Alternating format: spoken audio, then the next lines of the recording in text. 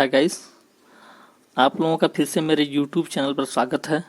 और आज हम लोग पढ़ने वाले हैं महाधिवक्ता के बारे में। तो हम देखने वाले हैं महाधिवक्ता के बारे में, यानी कि एडवोकेट जनरल ऑफ स्टेट के बारे में। महाधिवक्ता जो होता है वह स्टेट के स्तर पर यानी कि राज्य के स्तर पर नियुक्त किया जाता है। वहीं हम देखते हैं कि एक महान्यायवादी होता है। महान्यायवादी वह सेंटर के स्तर पर नियुक्त किया जाता है। महान्यायवादी की नियुक्ति कौन करता है? राष्ट्रपति। और महाधिवक्ता की नियुक्ति कौन करता है? राज्यपाल। तो हम देखेंगे महाधिवक्ता यानी कि एडवोकेट जनरल ऑफ स्टेट। महाधिवक्ता राज्य सरकार का सर्वोच्च विधि अधिकारी होता है। लॉ ऑफिसर किसका? राज्य सरकार का। साथ ही साथ संविधान के अनुच्छेद 165 में नियुक्ति कार्यों सेवा शर्तों से संबंधित प्रावधानों का क्या उल्लेख है। इनके अलावा अनुच्छेद 177 तथा अनुच्छेद 194(4) में भी उनके पद से संबंधित कुछ विशेषाधिकार और मर्यादाओं का उल्लेख किया गया है। अनुच्छेद 177 और अनुच्छेद 194(4) में इनके क्या है? विशेषाधिकारों और मर्यादाओं का उल्लेख किया गया है। तो हम लोग इनको बारी बारी अभी देखेंगे।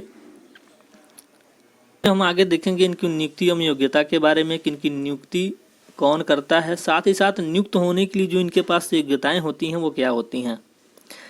हम देखते हैं कि अनुच्छेद 165(1) में कहा गया है कि प्रत्येक राज्य का राज्यपाल, ये का एक ही में है, का राज्यपाल उच्च न्यायालय का न्यायाधीश नियुक्त होने के लिए अर्हित यानी कि योग्य किसी व्यक्ति को राज्य का महाधिवक्ता नियुक्त करेगा।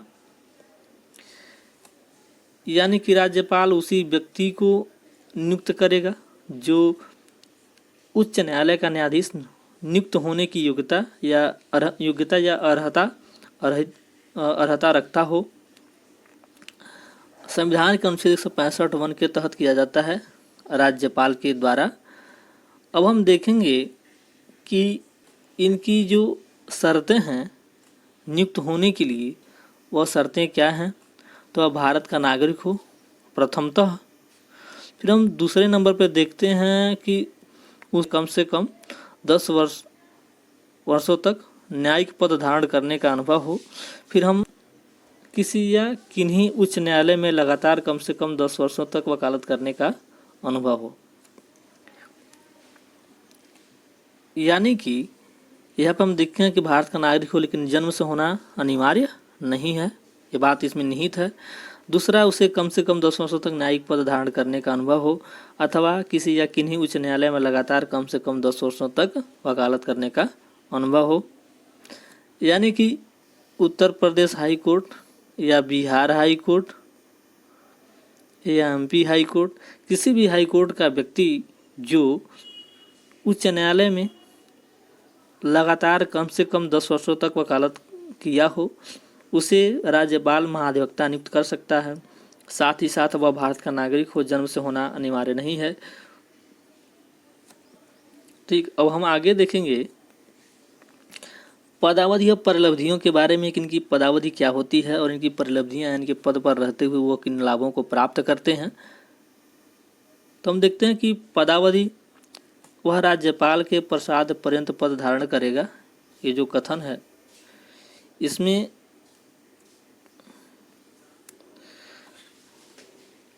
वह राज्यपाल के प्रसाद पर्यंत पद धारण करेगा, इसका मतलब यह है कि वह राज्यपाल के द्वारा जब चाहे तब हटाया जा सकता है।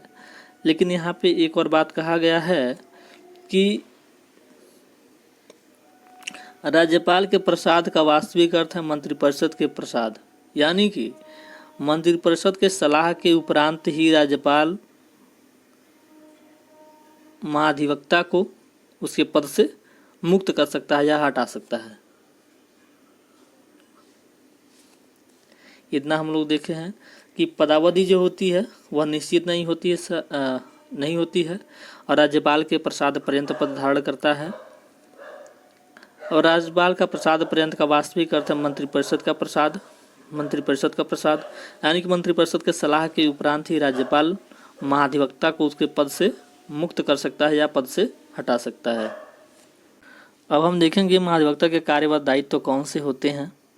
तो हम देखते हैं कि अनुच्छेद 165 में महाधिवक्ता के कार्यों का संक्षिप्त चर्चा की गई है।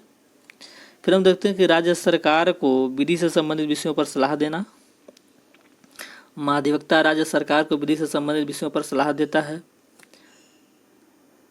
साथ ही साथ वह विधिक प्रकृति के ऐसे अन्य कार्य करेगा जो राज्यपाल उसे समय समय पर सौंपे, यानी कि राज्यपाल के द्वारा समय समय पर सौंपे गए या राज्यपाल के द्वारा सौंपे गए विधिक कार्यों को भी करता है। तीसरा, वह उन कार्यों को करेगा जो संविधान या किसी अन्य विधि के तहत उसे सौंपे गए हों।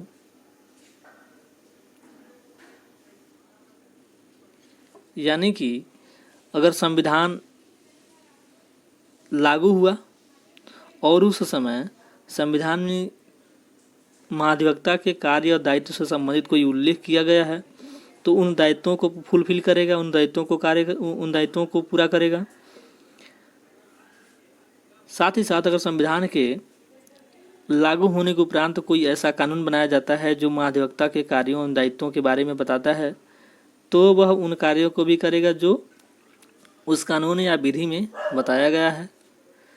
और यह सब हो रहा है अनुच्छेद 165(2) के तहत।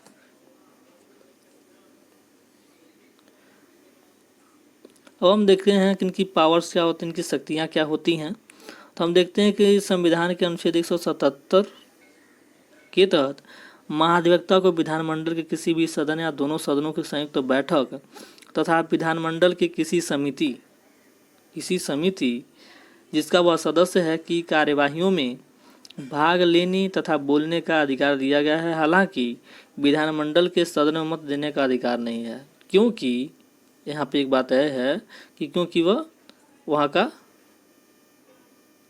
सदस्य नहीं होता है, जिसका विधानमंडल का, उसे अपने कार्यकाल के दौरान विधानमंडल सदस्यों को प्राप्त होने वाले सभी विशेषाधिकार एवं मुक्तियाँ प्राप्त होती हैं।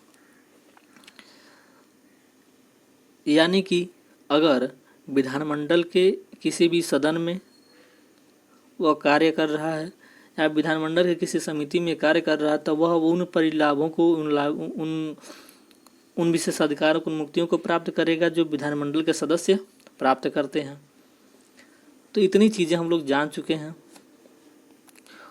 उनकी शक्तियाँ क्या हैं और उनके कार्य क्या हैं, उनके दायित्व क्या हैं, उनकी नियुक्ति कौन करता है, संविधान के किस अनुच्छेद के तहत होता है, उनका मुख्य कार्य क्या होता है और राज्य का सर्वोच्च विधि अधिकारी होता है। तो इन चीज़ों को हम लोग लगभग जान चुके हैं और हमें लगता है अगर इतना कार्य अगर आप कंटिन्यूसली करते हो, बढ़िया से फॉलो करते हो तो ज़रूर आपको सफलता मिलेगी। लेकिन लगातार लगना होगा, इन बातों को समझना होगा।